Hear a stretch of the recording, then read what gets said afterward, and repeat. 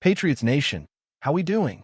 Hope you're enjoying the sunshine wherever you are, because over here in Michigan, it's one of those rare days when the sun's out, the sky's blue, and yeah, I'm not gonna lie, I might have caught a little too much sun. But forget the weather, let's dive into what we're really here to talk about. New England Patriots football. And today, we got a lot on the table. Draft scenarios, trade speculations, a bit of buzz about certain prospects, and of course, all the swirling rumors lighting up social media. It's that time of year again, when every whisper gets amplified and every move, or lack thereof, can send a fan base into a frenzy. Let's start with the big one. The Patriots are sitting in a prime position in this year's draft, and naturally, the question on everyone's mind is, will they stay put or trade back?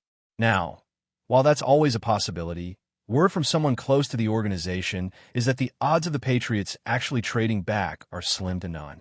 They've explored multiple draft day scenarios, different teams moving up, various picks being shuffled, but nothing has emerged that feels all that realistic. Teams outside of the top 10 just don't seem eager to mortgage future assets to leap into that number 4 spot, especially for a quarterback like Shatter Sanders or someone like Tyler Warren or Mason Graham. There's a good bit of skepticism among front offices around the league about whether it's worth it to move up for those names.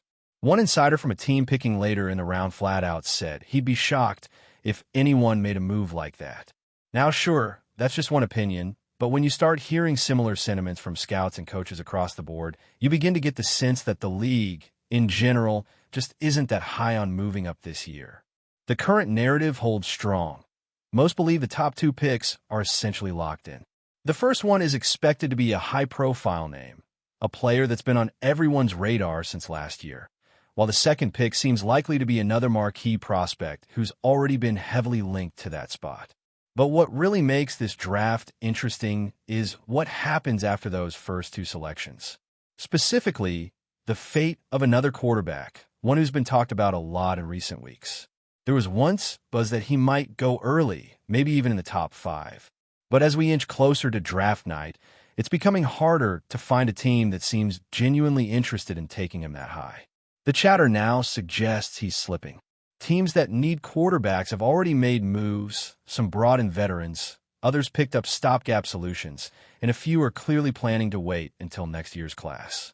And if that's the case, it means the likelihood of anyone trading up to grab this particular quarterback becomes even slimmer.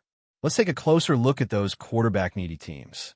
Some already made decisions that effectively take them out of the running.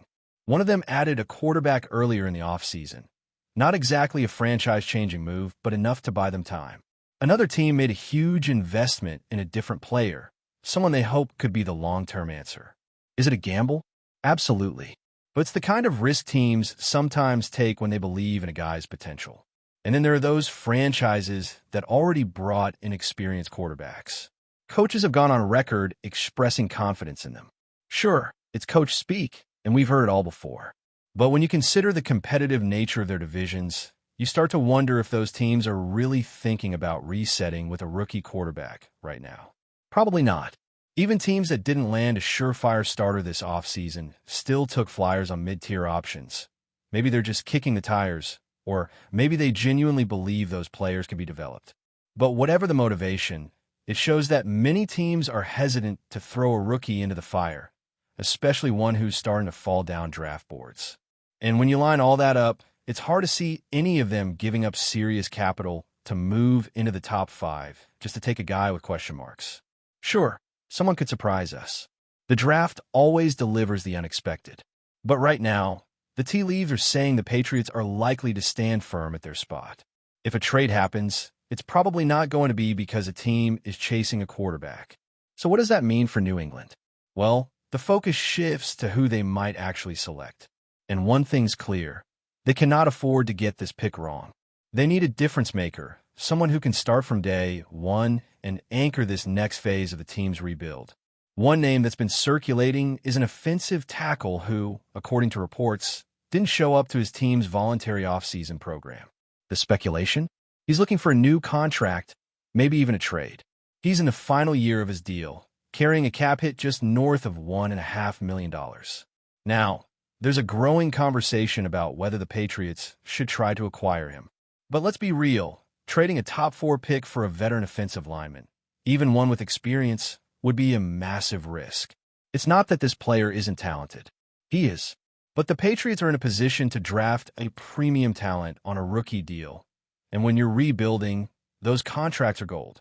Bringing in a veteran who'll likely want a new deal immediately doesn't make much sense unless you're a contender looking for that final piece. New England's not there yet. They need foundational players, and the draft is where you find them.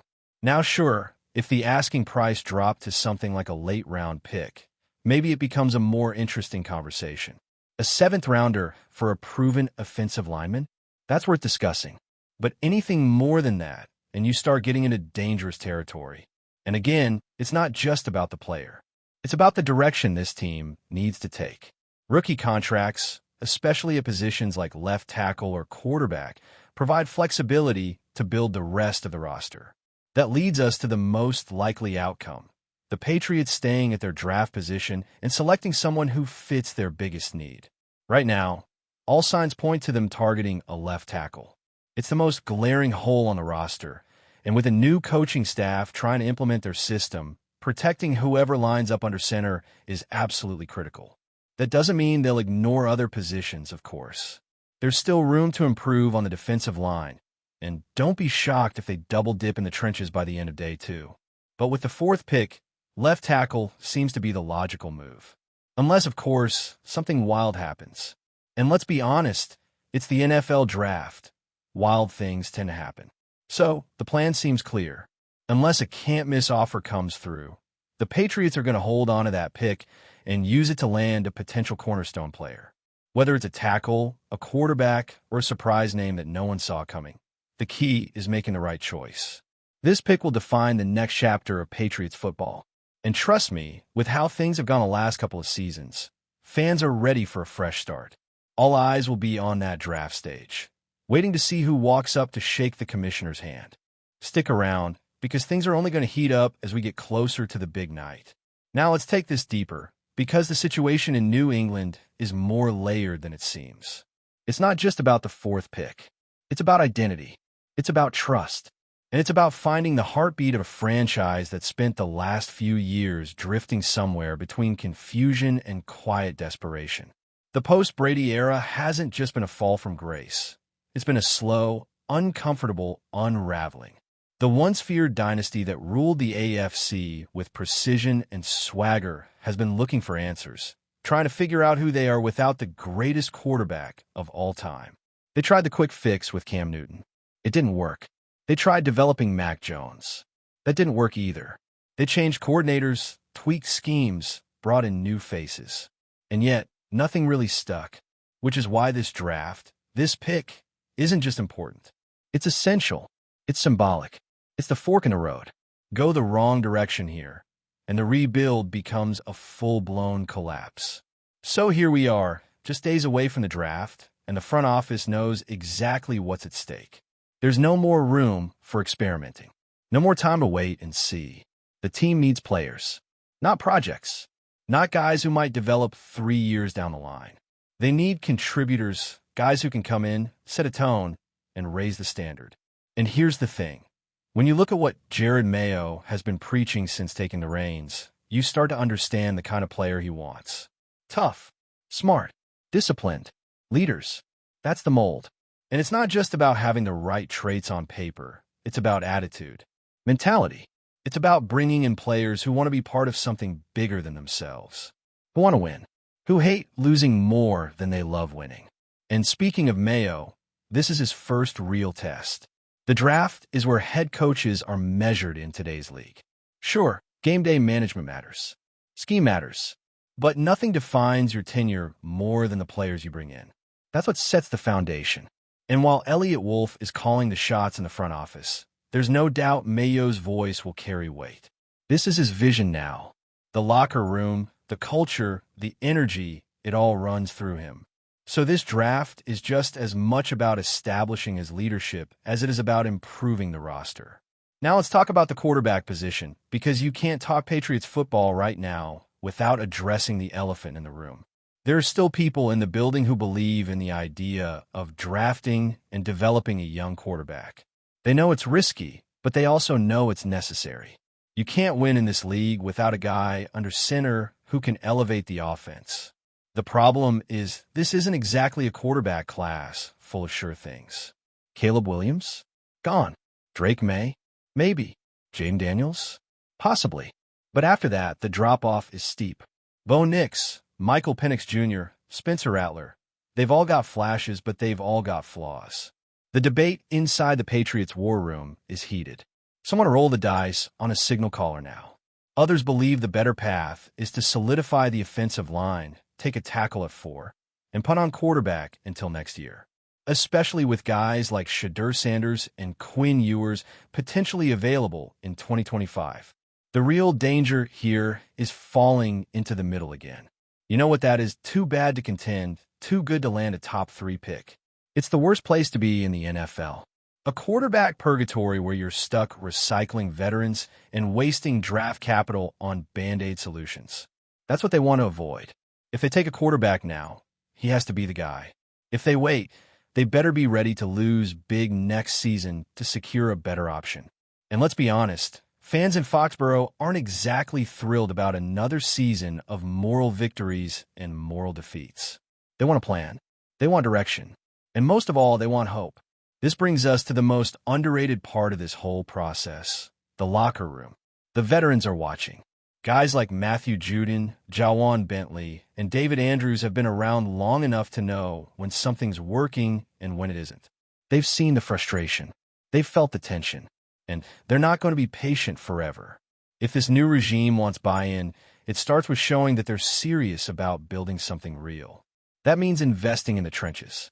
That means fixing the offensive line. That means getting explosive playmakers who can actually scare defenses. And yes, that means making the right call at quarterback, whether it's this year or next. Another layer to all this is the AFC East. This is not a forgiving division. The Bills are still contenders. The Dolphins are loaded with speed and explosiveness. And even the Jets, yes, the Jets, have a defense that can ruin your Sunday. If you're not getting better, you're getting left behind. The Patriots used to dominate this division with ease. Now, they're at the bottom looking up. That's not a place they're used to, and it's certainly not a place they want to stay. So every move they make, from free agency to the draft, has to be about closing that gap. And it's not just about winning games. It's about earning respect again. There's also the issue of public perception. Let's not kid ourselves. This fan base is restless. They're used to winning. They're used to banners. And while no one expects 6 more rings overnight, they do expect progress. They want to see a front office that has a vision, a coaching staff that has a plan, and players who actually look like they belong. The patience that once existed thanks to years of dominance is gone.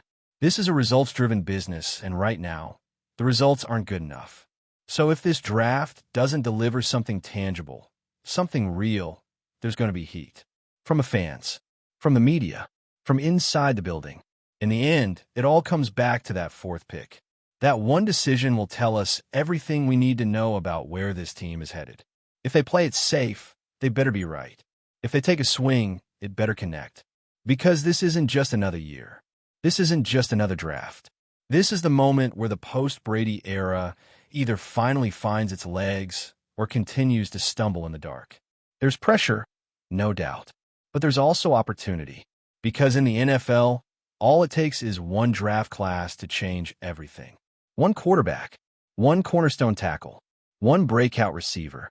That's the formula. That's the path. And the Patriots, for all their recent stumbles, still have a chance to get this right. They still have a chance to build something new, something strong, something that reflects the pride and passion of this franchise. But it starts here. It starts now. And it starts with making the kind of decision that reminds everyone what Patriots football is supposed to be. Because enough is enough. It's time to stop looking back. It's time to start moving forward.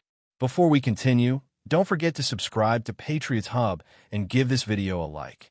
Your support helps us keep delivering the latest updates on our New England Patriots. And don't be shy. Share your thoughts on the news in the comments below.